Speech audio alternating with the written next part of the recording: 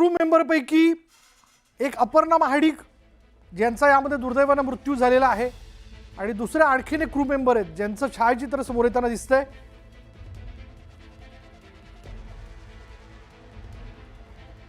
रूपक पाठक असं या क्रू मेंबरचं नाव आहे.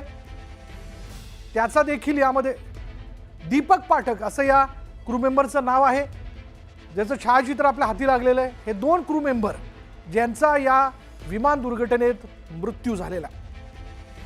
यापूर्वी अनेक उड्डाणं यांनी केलेली असतील. या उड्डाणांमध्ये त्यांच्याकडे असलेल्या जबाबदारीनुसार प्रवाशांना त्यांनी अर्थात सेवा देखील देऊ केलेली असेल. पण आज असं काही घडेल हे कोणाच्याही ध्यानीमनी नसावं आणि अर्थात घडू नये असं अपेक्षित आहे खरं, असं कोणालाही वाटू शकत नाही.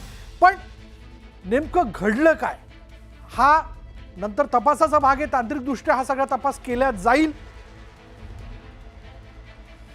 पण यामध्ये आज 242 प्रवाशांना घेऊन जे बोईंग विमान जे आहे लंडनच्या दिशेने त्यांनी टेक ऑफ घेतलेलं होतं ते मात्र हवेत वरती स्थिरावण्याच्या अगोदरच खाली कोसळलेलं आहे. यामध्ये केबिन एक्झिक्युटिव्ह जे आहेत दीपक पाठक, त्याचबरोबर अपर्णा महाडिक, नंथेन सिंगसेन, मनीषा थापा, इरफान शेख यांची नावं समोर त्यांना दिसत आहेत. आणि सुमित सबरवाल मुख्य पायलट जो या विमानाचा पायलट होता, को पायलट होता क्लाइव्ह कुंदर यांनी मेडे मेडे मेडे हा मेसेज देखील कंट्रोल रूमला देऊ केलेला होता. त्यानंतर कंट्रोल रूमने या पायलटशी देखील संपर्क साधला पण पायलटकडनं कोणत्याही प्रकारचा प्रतिसाद येऊ शकला नाही. म्हणजे या सगळ्याबद्दल रिॲक्ट होण्याच्या अगोदर किंवा त्याबद्दलची माहिती देण्याच्या अगोदरच विमान जे होतं ते कोसळलेलं होतं असंच म्हणता येईल. यापूर्वी या विमानानं दिल्ली ते अहमदाबाद असा प्रवास पूर्ण केलेला होता. अहमदाबादला ते पोहोचलं, अहमदाबादला ते लँड झालं आणि तिथून त्यांनी काही वेळाने सगळे प्रवासी आतमध्ये आल्यानंतर तिथे स्थिरावल्यानंतर लंडनच्या दिशेने विमान जे आहे ते झेपावलेलं होतं. पण हवेत एका उंचीवरती जाऊन हे विमान स्थिर होणं आवश्यक असताना या विमानाचा हे विमान हळूहळू खाली येताना या दृश्यांमध्ये आपल्याला बघायला मिळतं. आता यामध्ये बर्ड स्ट्राईक झाला का, या विमानामध्ये अचानक काही तांत्रिक बिघाड झाला की जो तांत्रिक बिघाड त्यावेळेला सांभाळणं पायलटला देखील कठीण झालं होतं, असं काही घडलेलं होतं का, असे अनेक प्रश्न आहेत. ज्या प्रश्नांची उत्तरं अर्थात नंतर तपासाअंती मिळू शकतात. पण तुर्तास दुःखद असं आहे की 242 प्रवाशांपैकी या विमान अपघातात कोणी वाचू शकलं असेल याची शक्यताच कमी आहे. कारण आत्तापर्यंत 170 प्रवाशांचे मृतदेह हाती आल्याचं आपण पाहतोय. जेव्हा हे विमान कोसळलं त्याचं पहिलं दृश्य आपण पाहू शकतो. आगीचा डोम, हवेचे लोट जे आहेत ते हवेत जाताना दिसत होत होते. दुसरं जर आपण पाहिलं तर विमान ज्यावेळेस हे कोसळलं ते एकदम मोठा स्फोट झाला. तिसरं दृश्य जर आपण पाहिलं हे हॉस्पिटलमधलं दृश्य आहे. आणि चौथं दृश्य हे घटनास्थळावरचं आहे ज्यामध्ये आपण बघू शकतो की विमानाचे अवशेष जे आहेत ते सगळीकडे पसरलेले आहेत.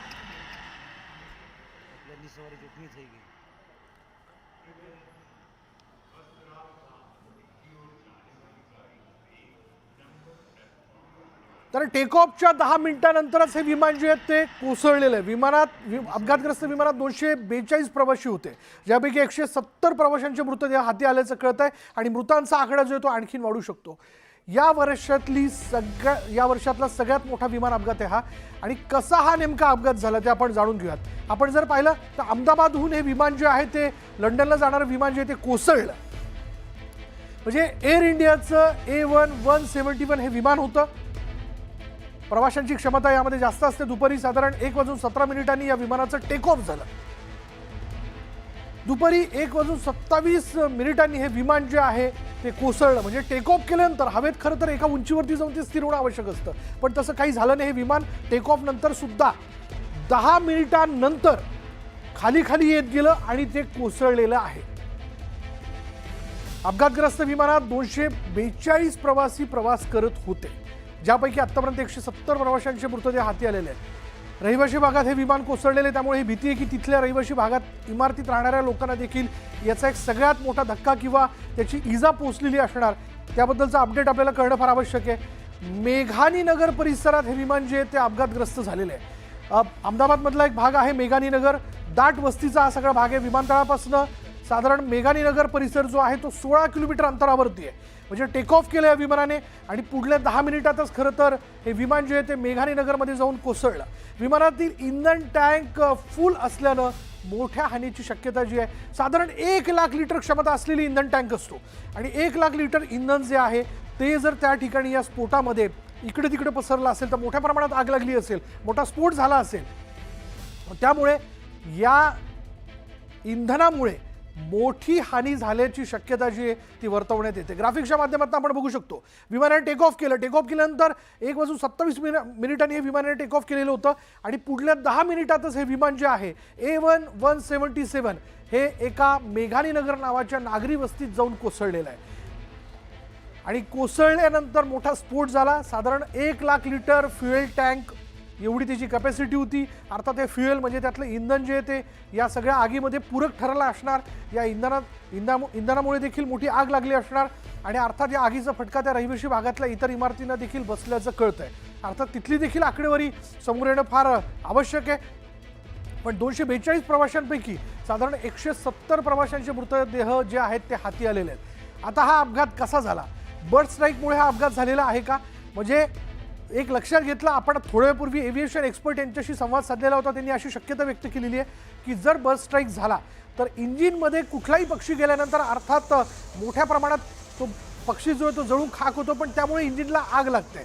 मग दुसरं इंजिन त्याच्या सपोर्टला असतं, पण दोन्ही इंजिनमध्ये जर बर्ड स्ट्राईक झालेला असेल तर मात्र कठीण आहे. अशा वेळी हे विमान जे आहे ते सांभाळणं पायलटला देखील कठीण होऊन जातं. ज्या ठिकाणी हे विमान कोसळलं तिथली दृश्य आपण बघतोय. धुरांचे लोड जे ते उडताना दिसतात. अर्थात मोठं विमान होतं. 242 प्रवाशांना घेऊन या विमानाने उड्डाण केलेलं होतं. बोईंग A1-177 हे विमान जे आहे ते प्रवासी क्षमता त्याची मोठी असते. अब टेक्निकल फॉल्ट के साथ अगर कोई मिक्सअप ऑफ पायलट एक्शन हुआ है कॉकपिट में तो वो CVR और FDR ही बताएगा. लेकिन विजिबली जो नजर आ रहा है पायलट इन कमांड जो कंट्रोल पे थे वो एयरक्राफ्ट के नोज को पिच कर रहा है ऊपर की तरफ to control the flight from descending और कंटिन्यू क्लाइंबिंग. ये दोनों ही चीज नहीं हो पा रहा था. इसकी वजह तो ये है कि सफिशिएंट पावर नहीं था या उस फ्लाइट कन्फिग्रेशन के लिए सफिशिएंट एयर स्पीड नहीं था. एयर स्पीड का मतलब कि अगर जहाज अगर बहुत स्लो है और फ्लैप्स अगर अप है तो अगेन एयरक्राफ्ट फ्लाई नहीं कर पाएगा. और दूसरा ये है कि सभी चीज सही है और पावर नहीं है, अगेन एयरक्राफ्ट फ्लाई नहीं कर पाएगा. तो इन सारे चीज इतने वेरिएबल्स हैं कि किसी भी तरह का स्पेकुलेशन विल बी वो अनजस्ट होगा for the pilots on board. अब कैसी स्थिति रही होगी पायलट्स के नजरिए से कि जहाज जो है वो पायलट उसको उड़ाने की कोशिश कर रहा है और जहाज नीचे की तरफ गिरा चला जा रहा है और पायलट को ये पता नहीं चल रहा है ये हो क्यों रहा है, या इंजन्स पावर नहीं डेवलप कर रहे हैं. इट इज़ अ वेरी बहुत ही डिफिकल्ट सिनेरियो है इस चीज़ को गेस करना. ठीक है, लेकिन FDR विल से बहुत बड़ा सवाल है कि लैंडिंग गियर ऊपर क्यों नहीं था, क्योंकि खबर यह है कि जहाज 600 फीट तक ऊपर गया था. तो 600 फीट तक उसके लैंडिंग गियर ऊपर होने चाहिए थे और क्या फ्लैप्स अपनी जगह पे था. ये सब दीज आर जो चीज़ है वो इन्वेस्टिगेशन की चीज़ है और किसी को भी स्पेकुलेट करने का हक नहीं है. मैं ये बोल रहा हूँ कि वेदर, हॉट टेम्परेचर, रनवे, ये सारा चीज परफॉर्मेंस एयरक्राफ्ट के इंजन पावर और कॉन्फ़िगरेशन पे डिपेंड करता है. इंजन पावर टेक्निकली खराब हो सकता है, इंजन पावर बर्ड हिट के वजह से भी जा सकता है और एयरक्राफ्ट का कॉन्फ़िगरेशन पायलट के हाथ में होता है. क्या एक प्रॉब्लम था या मल्टीपल प्रॉब्लम था, अभी कोई कुछ नहीं कहा जा सकता.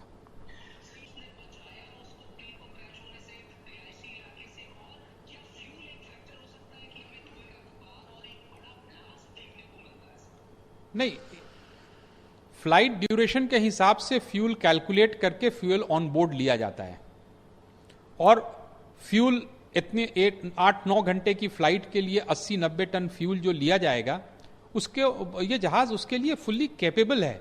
सिंगल इंजन एयरक्राफ्ट पे भी टेक ऑफ करने के लिए कैपेबल है. यहाँ पे मल्टीपल प्रॉब्लम्स हुए होंगे. सिर्फ एक इंजन के फेल होने से 787 या 737 या एयरबस 320 या कोई भी पैसेंजर एयरक्राफ्ट क्रैश नहीं करता है. सो इट इज ये फ्यूल ऑब्वियसली जाहिर है, इतना डिस्टेंस है तो फ्यूल ज्यादा लिया गया होगा, और फ्यूल ज्यादा नहीं रिक्वायर्ड होता है ज्यादा, तो उसी के हिसाब से लिया गया है.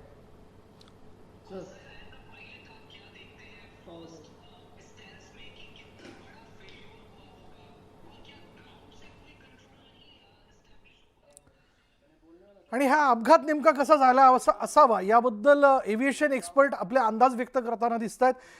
वेगवेगळी गृहीतकं मांडली जात आहेत किंवा शक्यता व्यक्त केल्या जात आहेत की 600 फुटापर्यंत हे विमान वरती गेलेलं होतं, मग ते अजून वरती लिफ्ट का होऊ शकलं नाही? इंजिन पॉवर डेव्हलप करत नव्हतं का? बर्स्ट स्ट्राईक झालेला होता का? अशा वेगवेगळ्या शक्यता आहेत. पण शेवटचा मेसेज पायलटने मेडे मेडे मेडे म्हणत असताना काय नेमका कंट्रोलला दिला होता, अर्थात त्याबद्दलचा तपशील जो आहे तो या विमानात असणाऱ्या सगळ्या तपासानंतर, म्हणजे तांत्रिक सगळ्या भागांची तपासणी केल्यानंतर त्याबद्दलचं कारण जे आहे ते कळू शकेल. पण तुर्तास तरी याचा अपडेट असा आहे की 242 प्रवाशांपैकी 170 जणांचे मृतदेह हाती आलेले आहेत. एअर इंडियाचं A177 बोईंग एरोप्लेन होतं, हे लंडनच्या दिशेने